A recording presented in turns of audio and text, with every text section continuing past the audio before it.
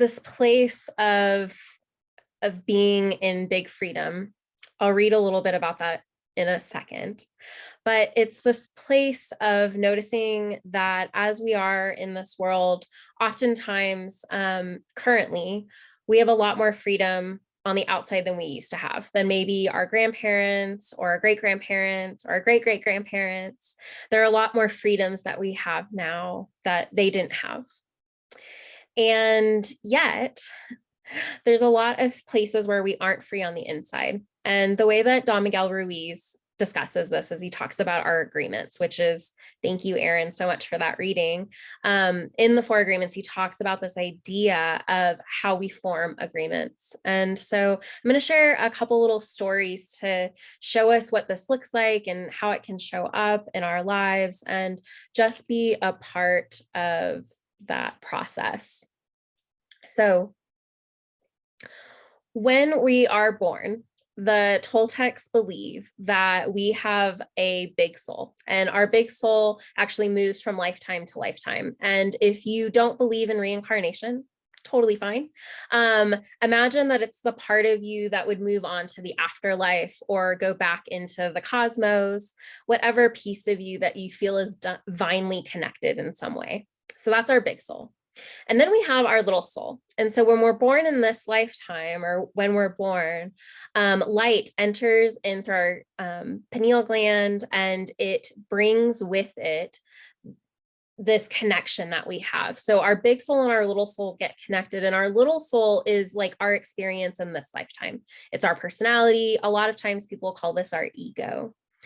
And our big soul and our little soul are connected. They are like sandwiched together when we're first born, and usually for the first few years of our lives, that happens. Unfortunately, what also begins to happen is we get domesticated, and maybe it's fortunately because we can like hang out with other humans, but we begin to get domesticated. And what that looks like is we start to form agreements about how we should be in the world. So we start to watch other people in our life. We start to learn language. And as we start to learn language, as we start to watch the role models that we have, we begin to take on these different agreements, these things that we say yes to. And as we say yes to these different things, some of them are conscious. So we can imagine conscious agreements as a lease that we sign when we rent an apartment or a house or a mortgage, or when you go to work for a job. Like there's a clear, I'm agreeing to this, we're doing this together. But most of the agreements we make are actually unconscious. So we can imagine them being underneath the tip of the iceberg. So they're underneath the surface of the water. We typically don't pay a whole lot of attention to them, but so many things that we do in our lives are based in these unconscious agreements. And so these would be things like, oh, I shouldn't wear that out because it makes me look a particular way. Or I shouldn't say that thing because it's going to make me seem this sort of way. And so hopefully you can kind of see where those conscious agreements and where those unconscious agreements show up in our lives. And what happens with our conscious and our unconscious agreements, all of the agreements we make, is that they start to interrupt this connection that we have between our big soul and our little soul. And that's because we stop paying attention to this divine part of us, that big soul part of us that's connected to life, that's connected to the goddess, that's connected to everything. And we begin to work from our agreements, living our lives from that place. And I believe, I'm a therapist, and I believe that a lot of the mental health concerns that we have, a lot of the stress and the anxiety that we experience, that a lot of that is actually based in living from our agreements instead of living from our center. That we are living from these unconscious agreements that aren't serving us any longer. And so there's this place of learning to get free by disentangling, excavating out what those agreements are, and to really pay attention. And that first place is really awareness. And so I loved what Karen had shared during our meditation about that witness self. So the Toltecs have this very clear place of being in witness, and this idea of us always being at choice.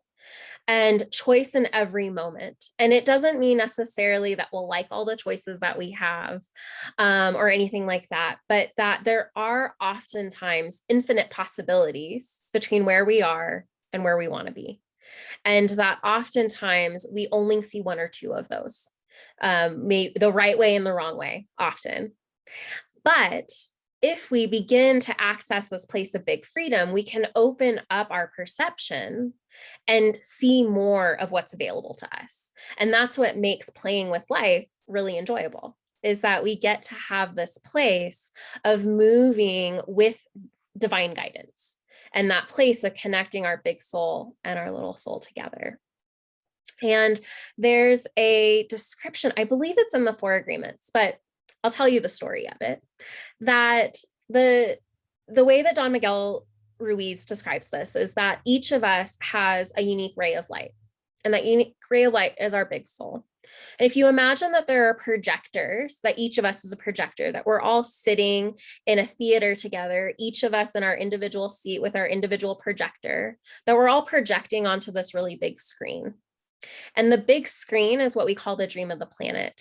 And the dream of the planet is we're projecting to it. So we create it together with our individual dreams, but simultaneously it's reflecting back to us so we can see it.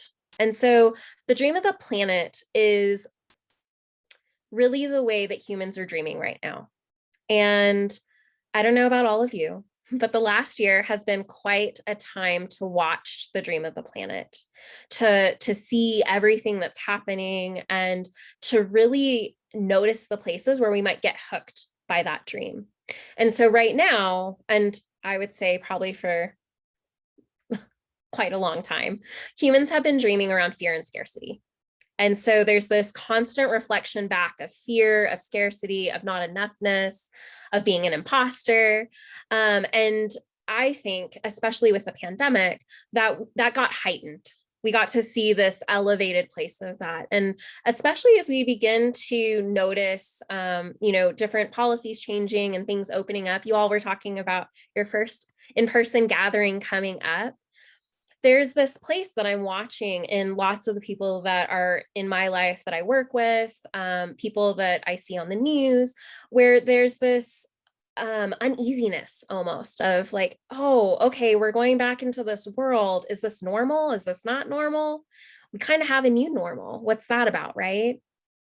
And it's this place of really dropping in, and can we get still enough to notice what's showing up for me? Where's that awareness piece?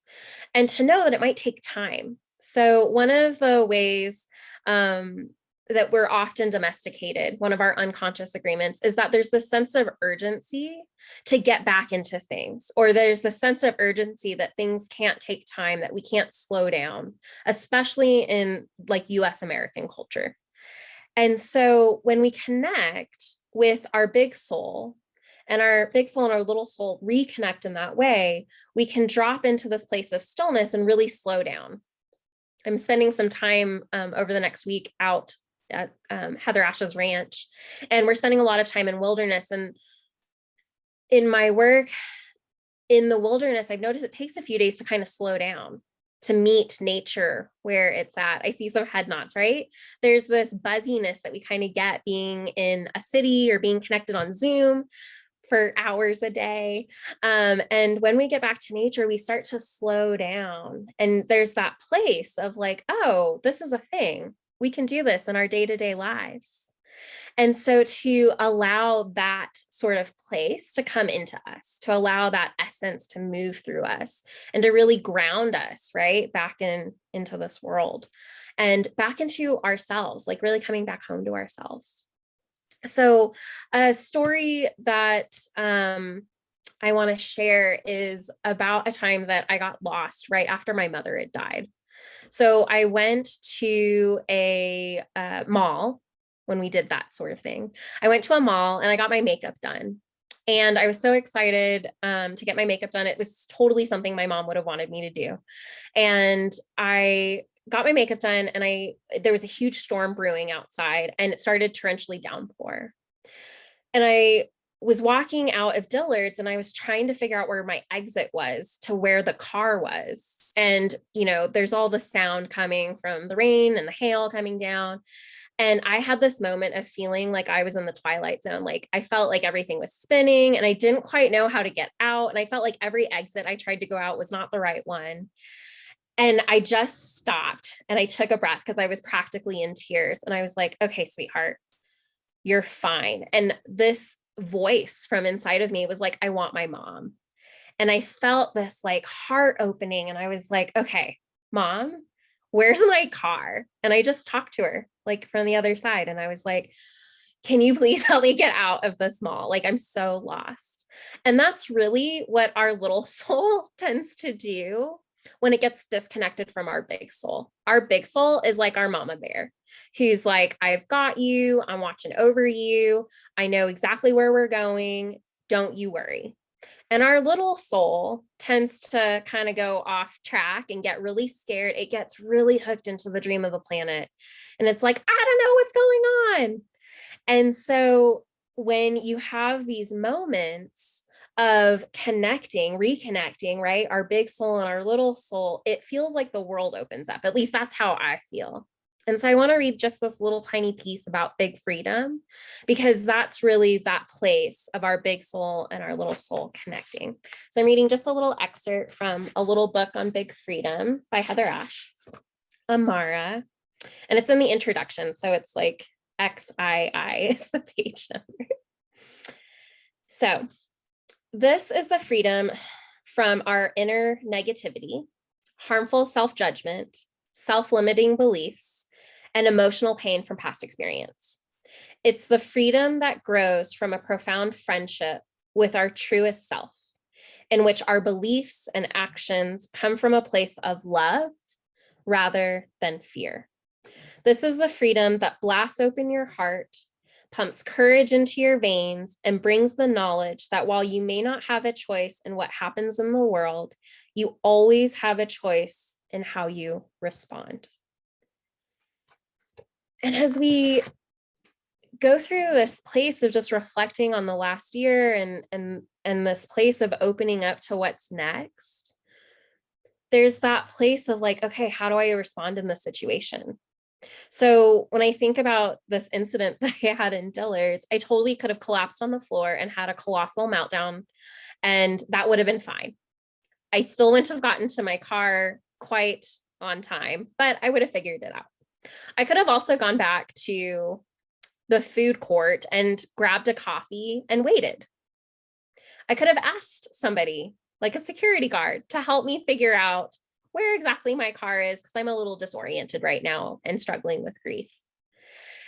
There are like tens of hundreds of other options I probably had in that moment. And how I chose to respond was to drop in, really exhale and ground into my body and connect to that defined part of me, acknowledging the places where I'm scared right now. My mom's gone. I'm lost in the store. I was probably transported to some time when I was 3, and just that place of getting lost. And I think about how often we do this in our lives, where we feel lost and we're not sure where we're going. And we may have had a really clear idea of where we were going initially, but maybe we've gotten off course a little bit. Maybe we've gotten a little turned around. And there's this map story that I'd love to share with all of you. And actually, this might be a great for this because you all remember maps probably. So in the olden days, we had these things called maps, and you would fold them out and put them up on your dashboard. And what's the first thing that you would do? Someone put it in the chat. What's the first thing you do when you're lost and you pull out a map?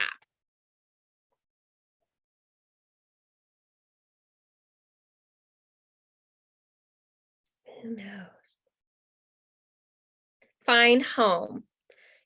Sort of, very close. You find where you are, which could be home, actually. That's actually really great. Finger where you are. Yes. So you figure out where you are. Okay. We're looking for landmarks. We're trying to figure out, like, where am I? Okay. And then the next thing you figure out is what? What are we trying to figure out? Okay. I figured out where I am. Where you're going. Yeah. Okay. So here I am. That's where I want to go. So where we want to go, yes, where we want to go is our intent. And so the way that Toltec see intent is it's where we want to go. It's where we want to put our energy. And so the way that Heather Ash describes this, the way that we talk about this in the Warrior Goddess community is that life, goddess, God, the universe is out there cheerleading us on, being like, yes, I know you want to go there. Great, let's make that happen.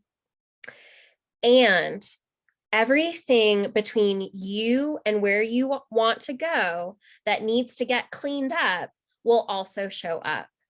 So all of those places where we have self-doubt, where maybe we didn't have that conversation we needed to have, all of a sudden we have all these grand opportunities. We call them worthy obstacles that will present us with opportunities to get to where we want to go.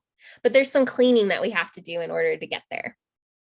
So if, for example, I want to build a community kitchen because that's what we're doing out at the ranch. I want to build a community kitchen. Okay, great. Do you have the land? Yes, we have the land. Great. Okay. So we know where we are. We know where we want to go. Are there any buildings on this land? Well, there was one, but it got knocked down and there's not really anything there. Okay. Well, do you have volunteers to help you make bricks? And do you have a contractor who knows how to build a building? I think so, maybe. Let's see how that goes, right? And so you could see where we might start to hit some obstacles. We need to find some volunteers. Oh, well, COVID-19 happened. So how do we find volunteers in the midst of COVID-19? I don't know. Let's talk to our community. Let's find bubbles, right?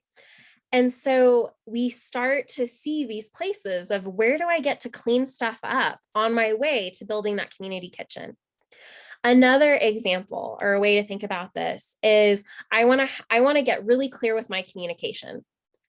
Mercury retrograde's heading our way. I don't know if any of you know about that, but basically our direct communication can get really foggy and our technology can go sideways. And so what you may find when you have this idea of I want to go to direct communication, I want to be really clear in my communication, is that all the places where you are unclear all of a sudden start showing up, and you get to have tons of practice backtracking and rewording things. You get to have lots of apologies probably about those things that you said that weren't direct or that really mean and wasn't actually what you meant to say.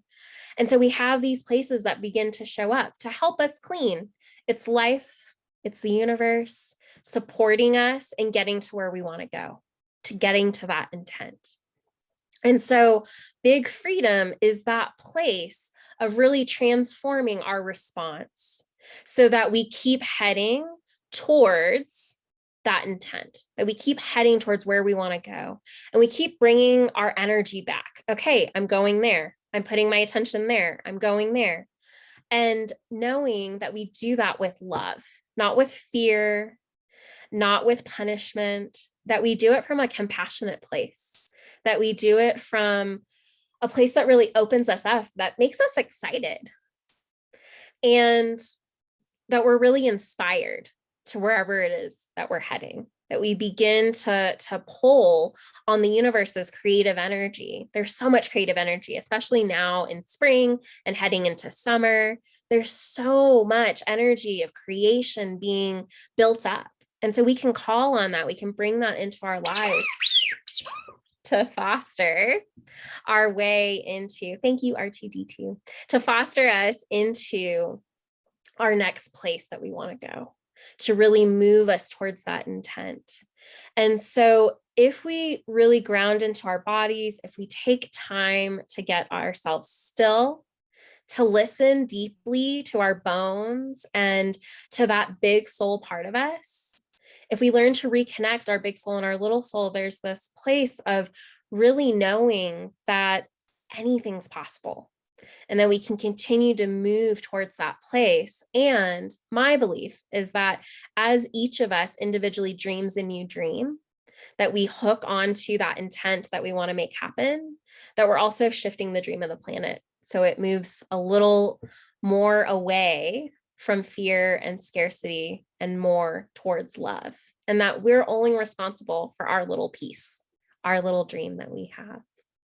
So to end, I'd love you all to put one hand on your heart and one hand on your belly, closing your eyes if that feels accessible to you and feels good to you, and taking a really deep breath into your body. Big exhale. And asking yourself, what do I want to step away from? What am I ready to step away from? And what do I want to step towards? What's my intent?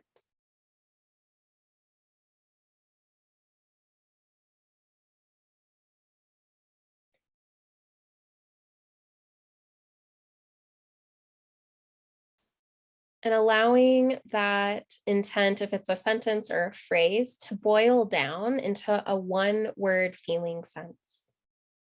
How do you want to feel when you've reached your intent?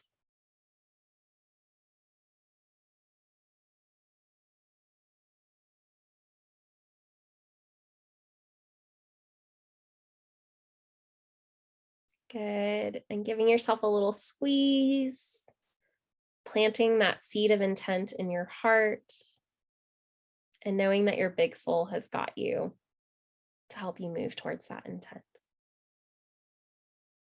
And so it is.